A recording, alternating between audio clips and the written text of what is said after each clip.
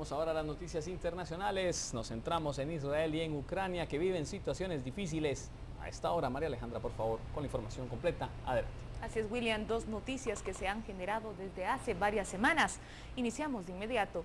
En palabras del primer ministro israelí Benjamín Netanyahu, declaró que Israel inició por la noche una operación terrestre en el norte de la Franja de Gaza para golpear túneles de terror que buscan penetrar y atentar el territorio israelí.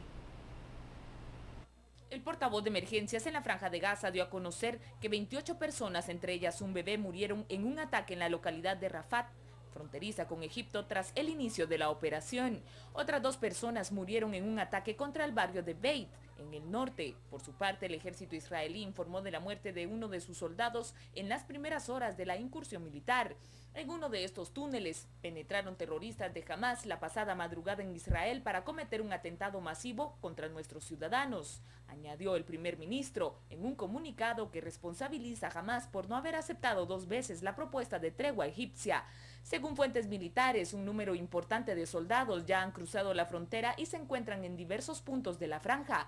Durante las primeras horas de enfrentamientos armados, las fuerzas terrestres israelíes atacaron 103 posiciones islamistas, entre ellas una veintena de lanzacohetes y alrededor de 9 túneles, afirmó el ejército, que defendió las operaciones como exitosas.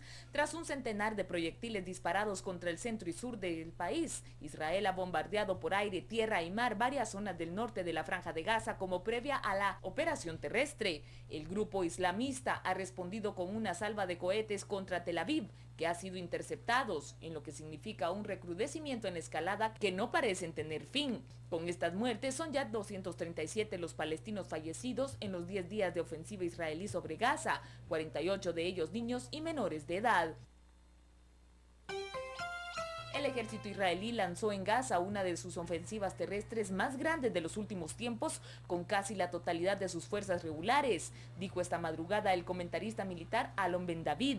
El veterano y reconocido periodista señaló que la cifra de efectivos desplegados para esta ofensiva terrestre está bajo censura, pero que es similar al número de efectivos hacia el final de la operación Plomo Fundido, a finales del 2008 y principios del 2009, en la que murieron cerca de 1.500 palestinos. El ejército israelí movilizó 18.000 reservistas para hacer frente a sus necesidades de seguridad por todo el país, mientras mantiene a las fuerzas regulares en la Franja de Gaza. El alistamiento inmediato de estas fuerzas de reserva se suma a la cuota de 48.000 efectivos autorizados por el gobierno de Benjamín Netanyahu en los últimos días. El presidente de la Autoridad Nacional Palestina, Mahmoud Abbas, pidió a Israel detener la operación terrestre contra la Franja de Gaza y advirtió que esto solo complicará la situación y conducirá a más derramamiento de sangre. En un encuentro con periodistas en El Cairo, Abbas aseguró que los ataques terrestres que está llevando a cabo Israel contra Gaza no van a detener el conflicto y conducirán a más agresiones. El palestino negó que su agenda de reuniones incluya un encuentro con el líder del movimiento islamista Hamas, Khalil al-Mashal, aunque aseguró que no tiene ningún impedimento para reunirse con él, siempre y cuando se centre en la mediación egipcia y la forma de aplicar el plan de alto el fuego. El ministro de Exteriores turco instó a la comunidad internacional a no permanecer en silencio, logrando que miles de turcos salieran a las calles en señal de protesta ante la ofensiva terrestre en Gaza.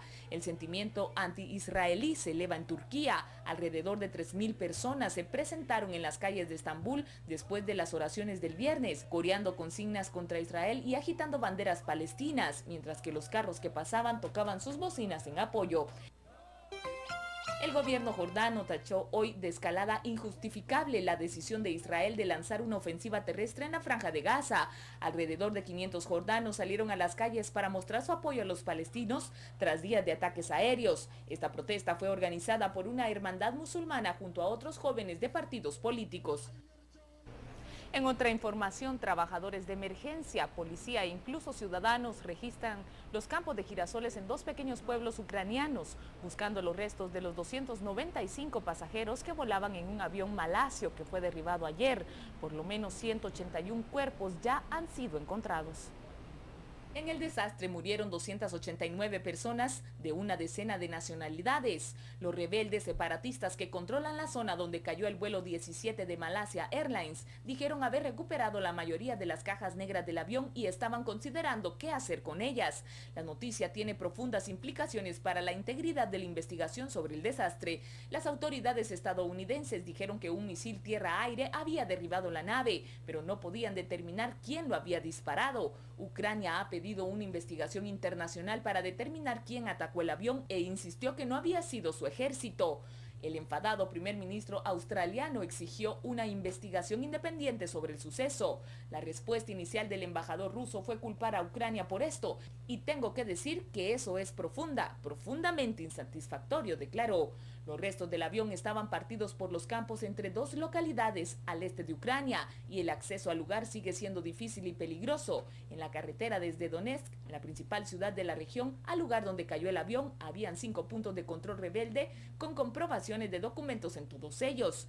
En los campos de girasoles, a unos 40 kilómetros de la frontera con Rusia, líneas de hombres se intentaron en la densa vegetación para colaborar con las búsquedas. Un hombre se desmayó tras encontrar un cuerpo. A varias millas de distancia colocaron palos sencillos, algunos hechos con ramas, con telas rojas y blancas para marcar los lugares donde se habían encontrado los restos humanos.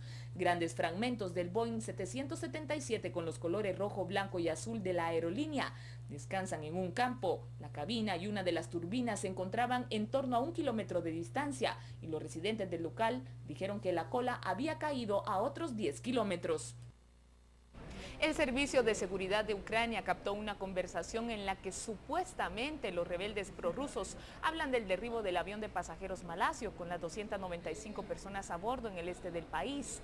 Este es un video donde se escucha a uno de los supuestos comandantes informar sobre el derribo del avión comercial. Только что сбили самолет, группа минера, Занинакиева упал.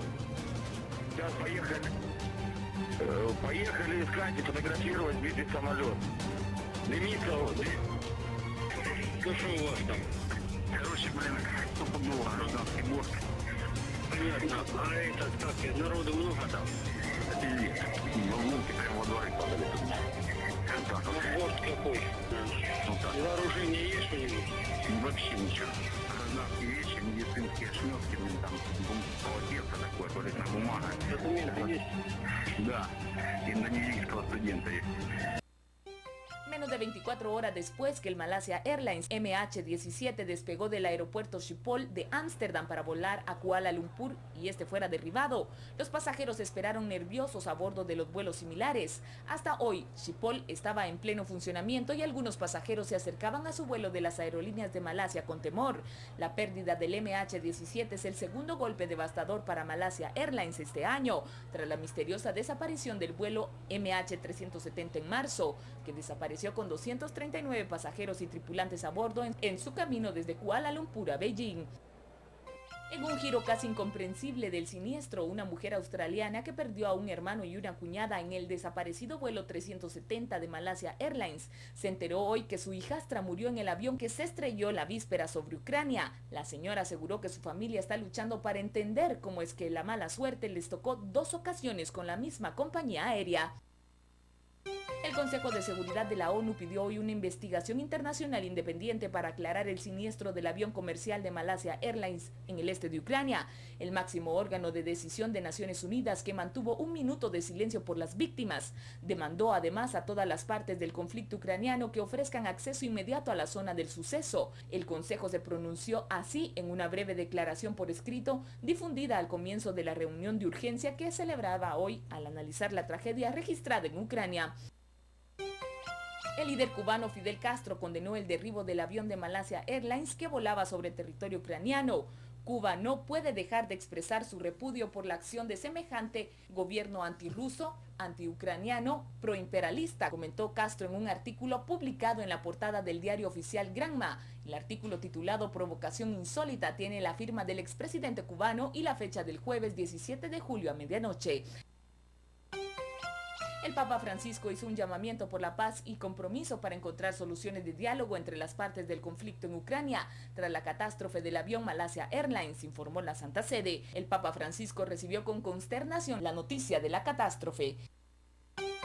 El gobierno de Malasia envió un equipo de expertos a la capital ucraniana de Kiev. Los expertos forenses oficiales del Departamento de Identificación de Víctimas de Catástrofes prestarán ayuda de rescate y personal de las Fuerzas Armadas. Ellos harán los preparativos para las etapas iniciales de la recuperación y ayudar a los funcionarios ucranianos con la recuperación y la identificación de las 298 víctimas que habían estado a bordo del avión Boeing 777. Con esta noticia finalizamos este panorama mundial, pero más adelante el ex primer ministro de Italia, Silvio Berlusconi, es absuelto por escándalo sexual. Muy bien, María Alejandra, estaremos pendientes entonces de este problema en el cual se vio envuelto y que generó realmente un escándalo político en su país en su momento. Por ahora nosotros damos la bienvenida a Carlos Roquel. Carlos, importante información que se ha generado desde ayer por la noche en los departamentos y específicamente en el PT. Buenas tardes. Buenas tardes, William, así es. Buenas tardes, Alejandra. Efectivamente, en relación a este caso, el asesinato del alcalde de San Francisco Petén, tendremos más detalles cuando regresemos del corte comercial. Vamos a corte comercial, recordándole que tiene una cita con